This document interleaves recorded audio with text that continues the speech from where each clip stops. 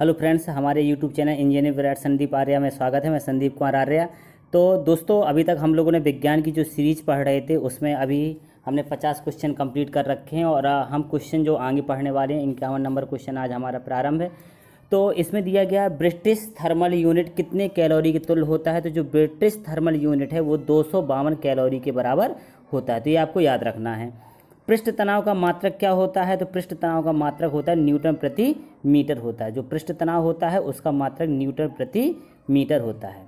पानी के ऊपर तेल क्यों तैरता रहता है। तो ये बहुत ही महत्वपूर्ण चीज़ है। जैसे हमारे पानी भरा हुआ है और अगर उसमें देखा जाता है अगर हम तेल की बूंदें डालते हैं तो तेल की बूंदें पानी के ऊपर ही तैरती रहती है। तो क्यों तैरती रहती हैं? क्योंकि जो तेल है, तेल का जो पृष्ठ तनाव होता है पानी की अपेक्षा कम होता है। इसके कारण से तेल की जो बूंदें हैं पानी पर तैरती रहती हैं।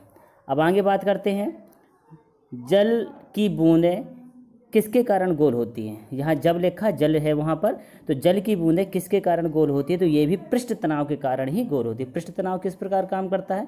पृष्ठ तनाव कुछ इस प्रकार काम करता है कि ये जैसे इस प्रकार ये पृष्ठ तनाव के कारण ही इस प्रकार ये पृष्ठ तनाव दोनों साइडों से इस प्रकार लगता है। तो ऐसे जब जल की जो गोल बूंदें बनती है वो पृष्ठ तनाव के कारण ही बन पाती है। लोहे की सुई पानी में की सतह पर तैरती है। तो क्यों तैरती है? जो हम बता रहे थे, इस प्रकार ये सुई होती है जो, तो सुई पर ये इस पर पृष्ठ तनाव लगता है तो इसके कारण से ये तैरती रहती है। दाब किस प्रकार की राशि है? पीछे भी हम पढ़ चुके हैं। तो दाब एक अदिश राशि है। नदी की जल की अपेक्षा समुद्र के जल में तैरना क्यों आसान है? तो इसमें आपको स्वाभाविक पता है कि जो जल समुद्र का जल होता है वो कैसा होता है? हल्का गाढ़ा होता है। क्यों होता है? क्योंकि उसमें क्या होता है? नमक होता है। किसकी अपेक्षा? एक शुद्ध जल की अपेक्षा। तो हम यहाँ बोल सकते हैं कि समुद्र के जल का जो घनत्व होता है वो कैसा? अधिक होता है। इस कारण से नदी के जल की अपेक्षा समुद्र के जल में तैरना आसान होता है। आर्किमिडीज का सिद्धांत किसके नियम पर से संबंधित है? तो ये आर्किमिडीज का जो सिद्धांत है पिलवन के नियम पर संबंधित है। इसको हम पढ़ेंगे। जो तैरने का नियम है पिलवन के कारण ही तैर सकते हैं। इसको हम विस्तार से पढ़ाएंगे। कोई नाव पानी में कब डूब जाएगी? अपने आयतन के बराबर पानी को हटाने पर। इसका एक हम स्पेशल वीडियो बनाने वाले हैं, वहाँ पर आपको क्लियर हो जाएगा। अब आता है, दोलन करने वाली कोई वस्तु 1 सेकंड में जितने दोलन करती है उसे हम क्या कहते हैं? तो उसे हम क्या कहते हैं? आवृत्ति कहते हैं। अब ये जो दोलन वाला चैप्टर आया तो इससे संबंधित हम क्वेश्चन पढ़ लेते हैं पहले, फिर इसके बाद ही हम बात करते हैं। सबसे पहले हम इसमें बात कर रहे हैं ध्वनि की। एक शब्द आ जाता है ध्वनि। अब ध्वनि की परिभाषा क्या है इससे हमें थोड़ा सा समझना है। क्या होता है कि साधारण बोलचाल की भाषा में हम ध्वनि उस संवेदना को कहते हैं जो हमें कानों द्वारा अनुभव होती है, जो कानों में महसूस होती है, उसी को हम ध्वनि कह देते हैं। लेकिन विज्ञान की भाषा में हम इस प्रकार भी कह सकते हैं कि भौतिकी में ध्वनि की वह बाह्य कारण अथवा विक्षोभ है या हलचल है जिससे यह संवेदना उत्पन्न होती है। विक्षोभ या हलचल के कारण ही क्या होती है? संवेदना जो उत्पन्न होती है उसी को हम क्या कहते हैं? ध्वनि कहते हैं। और जो ध्वनि का संचरण होता है इसकी भी परिभाषा, तो ध्वनि का संचरण कहलाता है कि ध्वनि के एक स्थान से, जैसे कोई ध्वनि है, ध्वनि एक स्थान से दूसरे स्थान तक जाने की जो प्रक्रिया होती है उसी को कहते हैं ध्वनि का संचरण कहते हैं। क्लियर हो गया आप लोगों को? लेकिन इसमें महत्वपूर्ण चीज़ें आपको बता दें कि कुछ पॉइंट होते हैं। जैसे सबसे पहला पॉइंट हमें ये याद रखना है कि ध्वनि के संचरण के लिए माध्यम का होना अति आवश्यक है। जब भी ध्वनि अगर हमें एक स्थान से दूसरे स्थान भेजना है तो उसके लिए माध्यम का आवश्यक होना बहुत ज़रूरी है। जैसे हम बात करें नदी या तालाब के अंदर अगर दो व्यक्ति आसानी से बात कर सकते हैं। क्यों बात कर सकते हैं? क्योंकि नदी के अंदर ध्वनि के माध्यम कौन? जल है वहाँ पर, तो जिससे एक के माध्यम से दूसरे स्थान तक उसकी आवाज़ को भेजा जा सकता है। और बात करें अगली, जो रेल की पटरी पर अगर हम कान रख दें तो बहुत दूर तक, अगर हमारी रेल हमसे लगभग 50 किलोमीटर दूर भी है तो अगर रेल की पटरी पर अगर हम अपना कान लगाते हैं तो उसमें हम ध्वनि को महसूस कर सकते हैं। ये बात क्लियर हो गई होगी। निर्वात में ध्वनि का संचरण संभव नहीं है। अगर निर्वात है तो वहाँ पर ध्वनि का संचरण बिल्कुल ही संभव नहीं होता है। और एक अगला पॉइंट याद रखते हैं, ध्वनि केवल गैसों में से ही नहीं बल्कि ठोस व द्रव्यों में से भी होकर चल सकती है। ये क्लियर हो गया कि ध्वनि क्या होता है? गैस में से ही नहीं बल्कि वो ठोस और द्रव्य से भी चल सकती है। यही कारण है कि बच्चे डोरी का जो टेलीफोन बनाते हैं, हम लोगों ने बचपन में टेलीफोन बनाए हैं इस प्रकार, एक साइड इस बना लिया, एक साइड इस तरफ कर लेते तो एक धागा लगा देते थे, हम एक दूसरे की आवाज़ को सुन लिया करते थे। तो ये इसी के कारण होता था। अतः ध्वनि के एक स्थान से दूसरे स्थान तक जाने में किसी न किसी पार्थिव माध्यम का होना आवश्यक होता है। तो ये क्लियर हो गया कि जो ध्वनि का संचरण होता है कि एक स्थान से दूसरे स्थान तक जाने की प्रक्रिया को ही ध्वनि का संचरण कहते हैं और इसके लिए माध्यम को होना अति आवश्यक है। और दूसरी बात, इसमें एक दूसरा पॉइंट हमें याद रखना है कि जो ध्वनि के संचरण में माध्यम अपना स्थान नहीं छोड़ता है, जो ध्वनि का संचरण होता है उसमें माध्यम अपना स्थान बिल्कुल नहीं छोड़ता है। तीसरा पॉइंट आपको याद रखना है, ध्वनि माध्यम में तरंग के रूप में चलती है। जो ध्वनि होता है जो माध्यम में चलेगा वो किसके रूप में चलता है? तरंगों के रूप में। अब कौन सी तरंग है अभी हम बात बताने वाले हैं। इतना आप लोगों को क्लियर हो गया। अब इसमें और भी कुछ परिभाषाएं इस टॉपिक से रिलेटेड हैं। जैसे सबसे पहली परिभाषा एक ऐसी आ जाती है, दोलन गति या कंपन गति भी कभी कभी पूछ दिया जाता है। तो दोलन गति कंपन गति क्या कहलाती है? यदि कोई पिंड अपनी साम्य स्थिति की, जैसे हम बात करें कि जैसे हमारा कोई एक ये तल था, यहाँ पर हमने एक पिंड ले लिया और ये पिंड इस प्रकार गति करता है। तो यदि कोई पिंड, ये इसकी साम्य स्थिति कहलाता है, साम्य स्थिति के इधर उधर गति करता है तो यही इसकी क्या गति कहलाती है? दोलन गति कहलाती है अथवा कंपन गति है। तो इसको इस प्रकार कह सकते हैं, यदि कोई पिंड अपनी साम्य स्थिति के दोनों ओर इधर उधर गति करती है तो इस प्रकार की गति को हम दोलन गति अथवा कंपन गति कहते हैं। जैसे दीवार घड़ी में जो लोलक लगा रहता है, पेंडुलम बोलते हैं, उसकी गति भी किसकी कहलाती है? कंपन गति अथवा दोलन गति कहलाता है। झूला झूलते हुए लड़की की गति, कौन सा झूला? जो सावन के महीने में हम लोग जो झूला झूला करते हैं वो गति जो होती है उसमें वो भी दोलन गति ही कहलाती है। तो आप इसको याद रख सकते हैं। अब एक चीज़ और आ जाती है इसमें, एक दोलन। जैसे हम चित्र में देख पा रहे हैं, एक दोलन क्या कहलाता है? तो एक दोलन कहलाता है जैसे कोई पॉइंट हमने यहाँ से गति को प्रारंभ किया है, हम इसको फिर से लेते हैं। तो इसमें क्या है कि जिस प्रकार हमने ऐसे बनाया था, ये पेंडुलम है हमारा, ये पेंडुलम की साम्य स्थिति है। पेंडुलम हमारा इधर से गति किया और इस साइड आ गया, ये पेंडुलम यहाँ पहुँच गया और पुनः यहाँ से जाता हुआ पुनः इस प्रकार यहाँ पर पहुँच जाता है। तो यदि कोई पेंडुलम, जैसे ये ए पॉइंट था, ये हमारा बी पॉइंट हो गया, ये पॉइंट सी हो गया। तो यदि कोई पिंड साम्य स्थिति ए से बी तक जाए, बी से ए से होता हुआ पुनः सी तक जाए और सी से पुनः लौटकर कहाँ तक आ जाए? ए तक आ जाए, तो ये इसका एक दोलन कहलाता है, या इसी को हम लोग एक कंपन भी कह सकते हैं। अब आता है आवर्ती गति की भी परिभाषा पूछ दी जाती है। तो आवर्ती गति कहलाता है जब कोई पिंड एक निश्चित समय अंतराल में एक निश्चित पथ पर अपनी गति को बार बार दोहराता है, तो उसकी गति को आवर्ती गति कहते हैं। अब बार बार दोहराने वाली गति कई हैं, आप दैनिक जीवन में कई यूज करते हैं। जैसे कि हमारी जो घड़ी है, घड़ी में जो मिनट की सुई ले लीजिए, चाहे घंटे की सुई ले लीजिए, ये सभी सुइयाँ आपस में अपनी गति को दोहराती रहती हैं, यही गति हमारी आवर्ती गति कहलाती है। तो इससे उदाहरण आप पढ़ सकते हैं। जैसे सबसे सिंपल उदाहरण तो यही हो गया, हमारी घड़ी की सुई की गति, ये हमारी आवर्ती गति कहलाएगी। पृथ्वी का सूर्य के चारों ओर निश्चित कक्षा में चक्कर लगाना, ये भी हमारी कौन सी है? आवर्ती गति है। और एक चीज़ और याद रखना है कि इस निश्चित समय अंतराल में, जो एक निश्चित समय अंतराल होता है जिसके माध्यम से पूरी गति हो जाती है, तो उसको हम क्या कहते हैं? आवर्तकाल कहते हैं। अर्थात जो एक गति पूरी हो जाती है, एक दोलन पूरा हो जाता है, उसी हम उसको आवर्तकाल भी कहते हैं। हम बोल सकते हैं जो मिनट वाली सुई है, पूरा एक चक्कर लगाने के लिए 60 मिनट का यूज करती है, अर्थात उसका आवर्तकाल 60 मिनट अर्थात 1 घंटा होता है। जो घंटे वाली सुई है, पूरा चक्कर लगाने में कितना लेता है? 12 घंटा में चक्कर लगाता है, इसलिए उसका आवर्तकाल 12 घंटा होता है। और जो सेकंड वाली सुई है, वो पूरा चक्कर लगाने में 60 सेकंड का टाइम लेती है, इसलिए उसका आवर्तकाल 60 सेकंड हो जाएगा या 1 मिनट हो जाएगा। तो इस प्रकार हम इसको याद रख सकते हैं। अब और भी जैसे कह सकते हैं, जैसे पृथ्वी है, तो पृथ्वी सूर्य का चक्कर लगाती है, तो उसका जो आवर्तकाल कहलाएगा वो हमारा कितना हो जाएगा? 1 वर्ष कहलाता है। तो इनको आप याद रख सकते हैं। और एक महत्वपूर्ण चीज़ और है, चंद्रमा का पृथ्वी की चारों ओर चक्कर लगाना। यहाँ पर चंद्रमा का पृथ्वी के पड़ता आवर्तकाल होता है वो 27.3 दिन होता है। हम बता दें आपको एक बार फिर से, चंद्रमा का पृथ्वी के पड़ता आवर्तकाल जो होता है वो 27.3 दिन होता है। तो आवर्तकाल की बात करें तो दोलन करने वाली कोई वस्तु एक दोलन करने में जितना समय लेता है वही उसका आवर्तकाल कहलाता है। इसी को हम आवर्तकाल भी कह सकते हैं, दोलन काल कह सकते हैं, परिक्रमण काल कह सकते हैं, इसी को हम कंपन काल भी कह सकते हैं। काल जो हम जिसको कैपिटल टी से प्रदर्शित करते हैं तो उसका जो मात्रक है वो सेकंड होता है। और इसके बाद परिभाषा, सबसे महत्वपूर्ण परिभाषा इससे आ जाता है। जैसे हमारा क्वेश्चन नंबर 60 है, दोलन करने वाली कोई वस्तु 1 सेकंड में जितना दोलन करती है उसे हम क्या कहते हैं? उसे हम आवृत्ति कहते हैं। तो इसको हम नॉर्मल परिभाषा ऐसे भी बोल सकते हैं, दोलनकारी पिंड द्वारा या दोलनकारी कोई वस्तु 1 सेकंड में जितने दोलन करती है वही उसका आवर्तकाल, वही उसका आवृत्ति कहलाता है। ठीक है, तो आवृत्ति को जो हम है स्मॉल n से प्रदर्शित करते हैं, और आवृत्ति और आवर्तकाल में संबंध होता है तो n बराबर होता है 1/t होता है। ये आपको याद रखना है, ये सवालों में यूज होगा। तो तो आवर्तकाल और आवृत्ति में ये। अब अगर इसका मात्रक देखा जाए तो अभी अभी आप निकाल चुके थे, तो इसका मात्रक हो जाएगा 1 जो समय है, समय का मात्रक होता है सेकेंड, इसका मात्रक 1/सेकेंड भी हो सकता है आवृत्ति का मात्रक, या इसका मात्रक हर्ट्ज होता है जिसको हम HZ से प्रदर्शित करते हैं।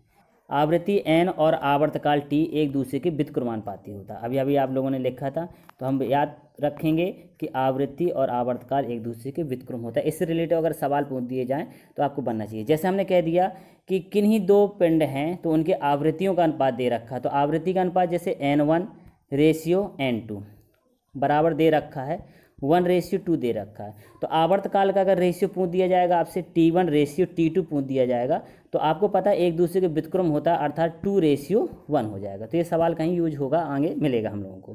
क्लियर होता है आप लोगों को? तो हम लोगों ने बात कर ली है आवृत्ति की। एक और आ जाता है इसमें साम्यस्थिति की। साम्यस्थिति क्या कहलाता है? जो दोलनकारी पिंड होता है, दोलनकारी पिंड। तो दोलनकारी पिंड जहाँ से अपनी गति को प्रारंभ करता है, तो यही इसकी कौन सी स्थिति कहलाती है? साम्य स्थिति या विराम स्थिति कहलाती है। और विस्थापन क्या कहलाता है? जो ये पिंड होता है ये गति करता है, इस प्रकार ये पिंड यहाँ पर भी पहुँच सकता है। तो साम्य स्थिति ये सभी इसका क्या कहलाता है? विस्थापन कहलाता है। और आयाम कौन कहलाएगा? जो अधिकतम विस्थापन होता है वही उसका आयाम कहलाता है। तो ये चीज़ हमें याद रखना है। अब इसमें परिभाषा एक पढ़ेंगे हम, तरंग की प्रकृति अथवा तरंग गति की परिभाषा क्या होती है? तो तरंग किसी माध्यम में उत्पन्न एक प्रकार का क्या होता है? विक्षोभ होता है, पीछे भी बता चुके हैं, जो अपना बिना रूप बदले हुए माध्यम से एक निश्चित वेग से आगे बढ़ता है। माध्यम में विक्षोभ के आगे बढ़ने की ही क्रिया को हम क्या कहते हैं? तरंग गति कहते हैं, तथा इस विक्षोभ को हम तरंग कहते हैं। या नॉर्मल भाषा में ऐसा ही बोल सकते हैं, तरंग किसी माध्यम में उत्पन्न हुई एक प्रकार की हलचल होती है जो एक निश्चित वेग से आगे बढ़ती है, तथा इस प्रकार गति को तरंग गति कहते हैं। और इसको उदाहरण आप लोगों ने दैनिक जीवन में बहुत से देखे होंगे। जैसे यदि किसी रस्सी के एक सिरे को हम खूंटी से बांध देते हैं, तो आप लोगों ने जैसे देखा होगा नॉर्मली कि एक रस्सी है, उसको एक खूंटी से बांध दिया और उसको आप ऐसे दूसरे यहाँ से हमने पकड़ के उसको इस प्रकार किया, तो ये विक्षोभ उत्पन्न हो जाता है। यही हमारा क्या कहलाता है? तरंग गति कहलाता है। दूसरा, ये कभी कभी देखा होगा पत्थर, अगर तालाब में अगर आप पत्थर डाल देते हैं तो उसका पानी इस प्रकार ऊपर नीचे की ओर हलचल करने लगता है, तो ये भी हमारा क्या कहलाता है? तरंग गति का ही उदाहरण कहलाता है। और याद रखना है कि जो तरंग गति होती हैं वो किसके रूप में चलती हैं? श्रृंग और गर्त के रूप में भी चलती हैं, और संपीड़न और ब्रेलन के रूप में चलती है। जैसे हमने बात की थी रस्सी की, तो जिस प्रकार ये रस्सी इस प्रकार ये गति कर रही है, एक किस्म का ये ऊपर नीचे जा रही है, ये मेन रस्सी तो ये थी, लेकिन उसका विक्षोभ, तो ये ऊपर का जो हिस्सा होता है इसको हम श्रृंग कहते हैं, नीचे जो होता है उसको हम गर्त बोलते हैं। या हम बात करें स्प्रिंग की यहाँ पर, तो अगर कोई स्प्रिंग है, अगर स्प्रिंग को लेते हैं तो स्प्रिंग अगर इस प्रकार है, तो जहाँ पर उसके पास में स्प्रिंग होता है वो ब्रेलन कहलाता है। तो इस प्रकार ये संपीड़न। और यहाँ पर एक सबसे महत्वपूर्ण चीज़ आती है जो आपको आगे यूज होने वाली है, और इससे रिलेटेड क्वेश्चन जरूर बनेगा। तो जैसे सबसे पहले हम बात करते हैं तरंगें। तो तरंगें आप जानते हैं दो प्रकार की होती हैं, एक होती है यांत्रिक तरंगें और एक होती हैं विद्युत चुम्बकीय तरंगें। ठीक है, तो आपको याद रखना है कि जो तरंगें हैं मुख्यतः दो प्रकार की होती हैं, एक होता है यांत्रिक तरंगें, दूसरा होता है विद्युत चुम्बकीय तरंगें होती हैं। अब यांत्रिक तरंगें क्या कहलाती हैं? वे तरंगें जिनके संचरण के लिए भौतिक माध्यम अति आवश्यक होता है, यांत्रिक तरंगें कहलाती है। कोई ना कोई भौतिक माध्यम होगा तभी वो तरंगें चल सकती हैं। या इसको ऐसे ही बोल सकते हैं, वे तरंगें जो किसी पदार्थ, जैसे पदार्थ क्या होगा? ठोस, द्रव और गैस के कणों के दोलनों पर उत्पन्न होती है, उन्हें हम क्या कहते हैं? यांत्रिक तरंगें कहते हैं। तो यांत्रिक तरंगों के लिए कोई ना कोई माध्यम होना, अर्थात भौतिक माध्यम होना अति आवश्यक होता है। ठीक है, अब बात करते हैं जैसे इसमें उदाहरण की। तो रस्सी में जो उत्पन्न तरंगें होती हैं वो क्या होती है? उस पर भी यांत्रिक तरंगें होती हैं। तो एक नोट याद रख लेना, हर हमेशा याद रखना है कि जो माध्यम में प्रत्यास्थ तथा जड़त्व के कारण, जो प्रत्यास्थ होता है, प्रत्यास्थ है और जो जड़त्व है, इन दोनों के कारण ही हमारी यांत्रिक तरंगें उत्पन्न होती हैं। ये पॉइंट आप बना लीजिएगा कि प्रत्यास्थ और जड़त्व के कारण ही यांत्रिक तरंगें उत्पन्न होती हैं। यदि किसी माध्यम में ये दो गुण ना हो तो वहाँ पर यांत्रिक तरंगें उत्पन्न नहीं हो सकती, अर्थात संचरित नहीं हो सकती हैं। क्लियर हुआ? माध्यम की प्रत्यास्थता अधिक होने पर तरंगों की चाल बढ़ जाती है। यदि माध्यम में प्रत्यास्थता अधिक हो जाती है तो उसकी चाल बढ़ जाती है, और जबकि अगर माध्यम का जड़त्व अधिक होने पर तरंग की जो चाल है वो कम हो जाती है। तो हम लोगों ने पहली बात की है यांत्रिक तरंगों की। अब बात करते हैं आगे विद्युत चुम्बकीय तरंगों की। बात की जाए तो वे तरंगें जिनके संचरण के लिए भौतिक माध्यम आवश्यक नहीं होती हैं, विद्युत चुम्बकीय तरंगें कहलाती हैं। अब विद्युत चुम्बकीय तरंगें कौन कौन सी कहलाती हैं? जैसे आपका हो गया प्रकाश तरंगें, रेडियो तरंगें, गामा किरणें तथा एक्स किरणें इत्यादि सभी क्या होती हैं, विद्युत चुम्बकीय तरंगें कहलाती हैं। ध्वनि तरंगें और प्रकाश तरंगें, अर्थात ध्वनि तरंगों का ही दूसरा नाम क्या है, यांत्रिक तरंगें। प्रकाश तरंगें अर्थात विद्युत चुम्बकीय तरंगों में अंतर पढ़ना है। ये अंतर से आपका एक क्वेश्चन जरूर एग्जाम में पूछा जाएगा। जैसे पहला अंतर पढ़िएगा, पहला अंतर तो ये है कि ये तरंगें यांत्रिक तरंगें कहलाती हैं। जो ध्वनि तरंगें उन्हीं को हम क्या कहते हैं, यांत्रिक तरंगें कहते हैं। जबकि जो विद्युत चुम्बकीय तरंगें होती हैं उन्हीं को हम क्या कहते हैं, प्रकाश तरंगें कहते हैं। तो क्लियर हो गया, ये आपकी यांत्रिक तरंगें के साथ साथ ध्वनि तरंगें कहलाती हैं और ये विद्युत चुम्बकीय तरंगों के साथ साथ प्रकाश तरंगें कहलाती हैं। दूसरा पॉइंट आ जाता है इसमें, दूसरा पॉइंट आता है कि इनके संचरण के लिए माध्यम की आवश्यकता होती है। जो हमारा ये तरंगे हैं, ध्वनि तरंगे, इनमें कोई ना कोई माध्यम की आवश्यकता होती है। हमने परिभाषा में बताया था, और इनमें कोई माध्यम की आवश्यकता नहीं होती है। क्लियर है। तीसरी पॉइंट आती है कि ये जो अनुदैर्ध्य तरंगें होती हैं, जो आपकी ध्वनि तरंगें होती हैं, ये कौन सी तरंगें होती हैं, अनुदैर्ध्य तरंगें होती हैं। और जबकि ये वाली जो तरंगें होती हैं ये अनुप्रस्थ तरंगें होती हैं। क्लियर हो गया। ये सबसे महत्वपूर्ण चीज़ है कि जो अनुदैर्ध्य तरंगें होती हैं वो आपकी यांत्रिक तरंगें कहलाती हैं, और जो अनुप्रस्थ तरंगें होती हैं वो आपकी विद्युत चुम्बकीय तरंगें कहलाती हैं। ध्वनि तरंगें थीं तो ध्वनि तरंगों की जो तरंग दैर्ध्य है वो 1 मीटर से कम होती है, और इसकी जो तरंग दैर्ध्य 10⁻⁻6 मीटर कोटि की होती है। कितनी होती तरंग दैर्ध्य, 10⁻⁻6 मीटर कोटि की होती है। क्लियर है, आपको इतना याद रखना है। और भी पॉइंट आप बना सकते हैं इसमें, जैसे हम आगे भी बोल सकते हैं कि जो ध्वनि तरंगें होती हैं इनकी चाल पर वायु के ताप तथा नमी का प्रभाव पड़ता है। यहाँ पर अगर ताप बढ़ता है या नमी होती है तो उस पर चाल पर प्रभाव पड़ता है, जबकि यहाँ पर ताप का और नमी का कोई प्रभाव नहीं पड़ता है। क्लियर हो गया। इन तरंगों में जो हमारी ध्वनि तरंगें हैं, इन वाली में हमारे माध्यम के कण अपनी साम अवस्था की दोनों ओर आवर्त गति करते हैं, जबकि इन तरंगों में विद्युत क्षेत्र तथा चुंबकीय क्षेत्र परस्पर लंबवत तलों में दोलन करते हैं। तो इतना हम लोगों ने पढ़ा है किसके बारे में, ध्वनि तरंगें और प्रकाश तरंगों में अंतर पढ़ा है। अब यहाँ पर महत्वपूर्ण बात आती है, आपकी जो ध्वनि तरंगें थीं अर्थात जिनको यांत्रिक तरंगें कहा गया, तो इसके 2 भाग होते हैं। तो सबसे पहली बात हम बात करते हैं यांत्रिक तरंगों में। तो यांत्रिक तरंगों में हम बात करेंगे तो यांत्रिक तरंगों में आता है सबसे पहले अनुप्रस्थ तरंगें। अनुप्रस्थ तरंगें क्या होती हैं, जब किसी तरंग में माध्यम के कण तरंग के चलने की दिशा के लंबवत कंपन करते हैं। किस प्रकार, ऐसी गति होकर ये इस प्रकार गति होती है, तो ये हमारी गति कौन सी गति कहलाती है, अनुप्रस्थ तरंगें कहलाती है। जो ऊपर का हिस्सा होता है इसको हम लोग क्या बोलते हैं, श्रृंग बोलते हैं, और जो नीचे का हिस्सा होता है उसको हम गर्त बोलते हैं। और इसमें एक परिभाषा और है, 2 क्रमागत जो श्रृंग होते हैं उनकी जो बीच की दूरी होती है उसी को हम लोग क्या कहते हैं, तरंग दैर्ध्य कहते हैं, जिसे हम लैम्डा से प्रदर्शित करते हैं। और या गर्त से गर्त तक की बीच की दूरी भी हमारी क्या कहलाती है, तरंग दैर्ध्य कहलाती है। तो यहाँ से अगर हम बात करें इधर से, तो ये वाली दूरी भी हमारी लैम्डा कहलाती है, अर्थात तरंग दैर्ध्य। अब हमारा दूसरा पॉइंट आता है अनुदैर्ध्य तरंगें। जब किसी तरंग में माध्यम के कण तरंग के चलने की दिशा में ही कंपन करते हैं। जैसे आपने देखा होगा स्प्रिंग की गति, अगर हम बात करें तो स्प्रिंग की गति क्या होती है, जैसे ये स्प्रिंग था तो स्प्रिंग में अगर कोई वजन देते हैं तो इसकी जो गति होगी वो इसी ही दिशा में होती है। तो जब इसी दिशा में रहेगा तो इस प्रकार की गति को हम लोग क्या कहते हैं, अनुदैर्ध्य तरंगें कहते हैं। और ये संपीड़न और ब्रिलन में होता है। हम पीछे भी बता चुके, जब स्प्रिंग क्या होगा, पास पास में गति कर रहा हो तो उसे संपीड़न कहते हैं, और जब दूर दूर जा रहा हो तो उसे हम ब्रिलन कहते हैं। तो ये क्लियर हो गया होगा आपको। अब इसमें हम अनुप्रस्थ तरंगें और अनुदैर्ध्य तरंगों में अंतर पढ़ेंगे, और ये आपका आने वाला क्वेश्चन है, बहुत एग्जाम में पूछा जाता है। तो अनुप्रस्थ तरंग अनुदैर्ध्य तरंगों में आप अंतर जानने के लिए जो इनमें अंतर होता है, पहला पॉइंट है अनुप्रस्थ तरंगों की बात करें कि जो ये तरंगें होती हैं तरंग की चलने की दिशा के लंबवत कंपन करती हैं, इस प्रकार बनाया था। और इसमें जो तरंग की चलने की दिशा के समांतर या उसी दिशा में ही गति करते हैं। दूसरा होता है जो अनुप्रस्थ तरंगें होते हैं, इनके संचरण में श्रृंग तथा गर्त मिलकर अनुप्रस्थ तरंगें बनती हैं। ये श्रृंग और गर्त के रूप में मिलकर चलती हैं, जबकि ये संपीड़न और ब्रिलन के रूप में चलती हैं। अगला तीसरे पॉइंट की बात करें, जो अनुप्रस्थ तरंगें होती हैं केवल ठोस माध्यम में तथा द्रवों के ऊपरी तल पर उत्पन्न हो सकती हैं। ये कहाँ पर, केवल ये तो ठोस में, ये जो द्रव होगा द्रव के ऊपरी तलों पर ही उत्पन्न हो सकती हैं। जबकि जो हमारी अनुदैर्ध्य तरंगें होती हैं, अनुदैर्ध्य तरंगें आपका ठोस हो, चाहे द्रव हो, चाहे गैस हो, तीनों माध्यमों में चल सकती हैं। क्वेश्चन बहुत पूछा जाता है तारत्व अथवा जिसको हम पिच बोलते हैं, तारत्व क्या कहलाता है। तारत्व कहलाता है किसी ध्वनि का तारत्व ध्वनि का वह गुण होता है जिसके कारण किसी ध्वनि को मोटी अथवा पतली कहा जाता है।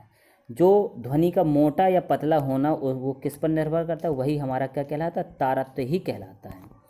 अब इस पर जैसे बात करते हैं, जो मोटी ध्वनि होती है अपेक्षाकृत नीचे तारत्व की होती है। जो ध्वनियाँ हमारी मोटी हैं तो जो उनका तारत्व होता है वो कैसा होता है, कम होता है। और जो ध्वनि हमारी पतली होती है उनका तारत्व जो है वो ऊंचा होता है।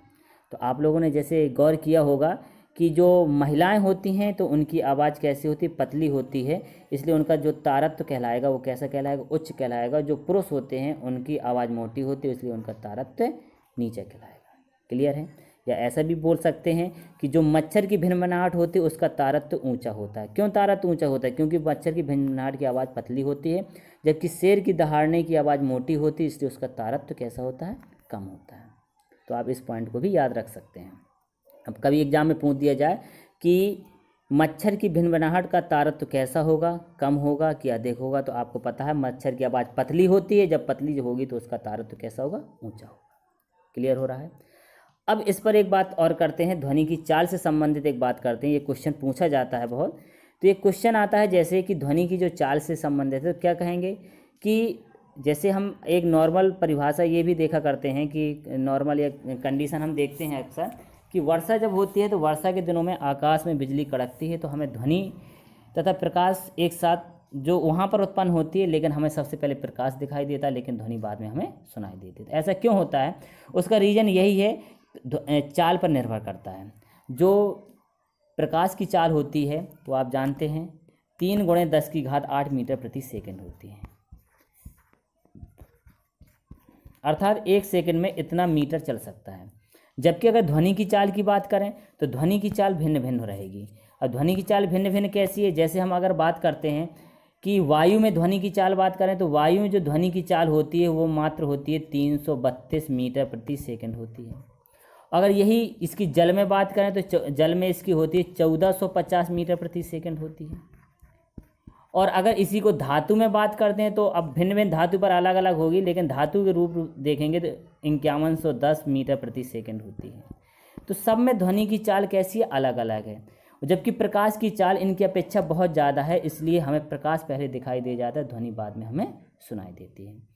तो सबसे महत्वपूर्ण हम आपको एक पॉइंट इसमें यही निकलता है हमारा कि जो किसी भी माध्यम में जो ध्वनि की मुख्यता जो माध्यम की प्रत्यास्थता तथा घनत्व पर निर्भर करता है। जो ध्वनि की चाल है वो किस पर निर्भर करती है, उसकी प्रत्यास्थता। ये क्वेश्चन आपका बन सकता है कि ध्वनि की चाल किस पर निर्भर करती है, तो ध्वनि की चाल हमारी प्रत्यास्थता तथा घनत्व पर निर्भर करती है। तो यहाँ से हम एक चीज़ निकाल सकते हैं, जिसका घनत्व ज़्यादा होता है वहाँ पर ध्वनि की चाल अधिक होती है। अब जैसे एक क्वेश्चन आ जाए किस में ध्वनि की चाल अधिक होती है, तो ठोस में ध्वनि की चाल अधिक होगी और जबकि गैस में ध्वनि की चाल कम होगी। ऐसा क्वेश्चन अभी आने वाला है, अभी हम बताएंगे। क्लियर हो गया? तो ये बीच बीच में हम क्वेश्चन जाने हैं। अभी तो हम लोगों ने पढ़ा था आवृत्ति का मात्रक क्या होता है, तो आवृत्ति का मात्रक जो होता है प्रति सेकंड या फिर हर्ट्ज होता है।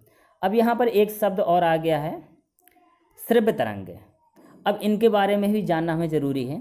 तो सबसे पहली बात तो हमें जानना ये ज़रूर है कि श्रवण परास क्या कहलाता है, जो हीयरिंग रेंज होती है वो क्या कहलाता है।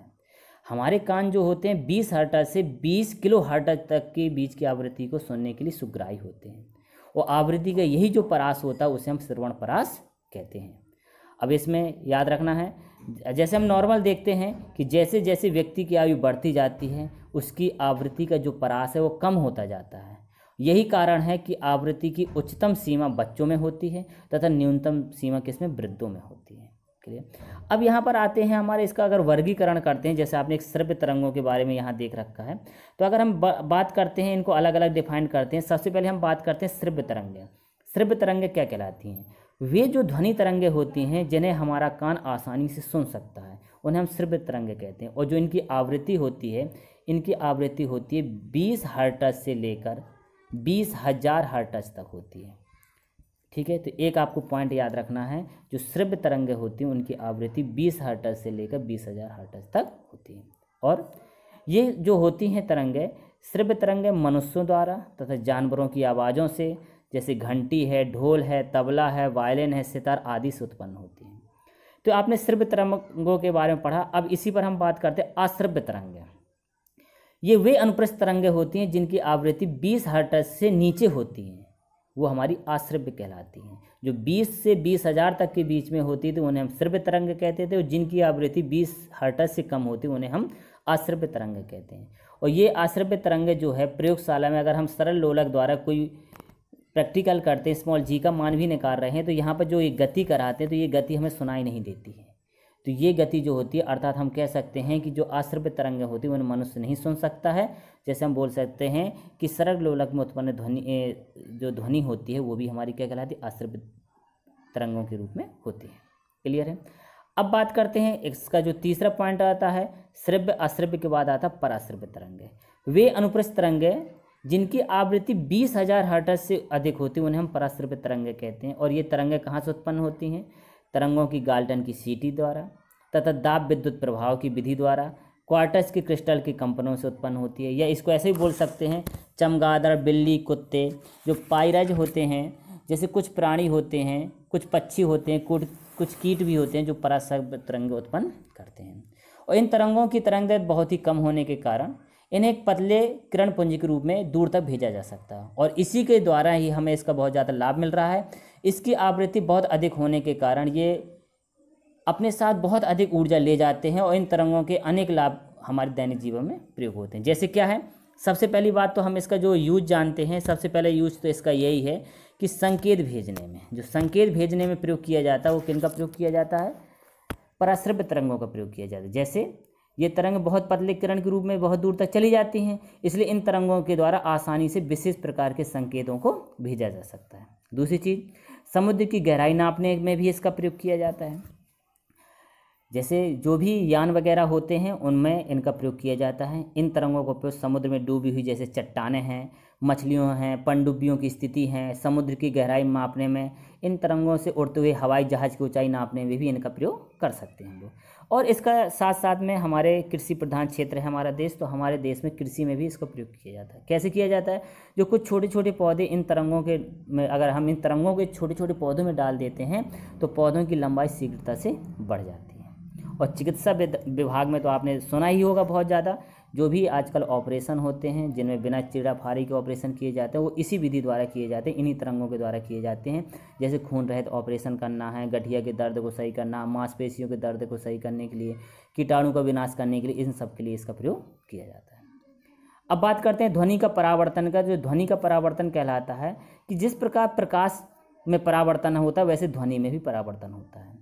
ध्वनि का दीवार से टकराकर वापस लौटना ही प्रतिध्वनि या ध्वनि का परावर्तन कहलाता है। प्रतिध्वनि नहीं, सॉरी, ध्वनि का परावर्तन कहलाता है। अगर हम बात करते हैं प्रतिध्वनि की, तो प्रतिध्वनि क्या कहलाता है?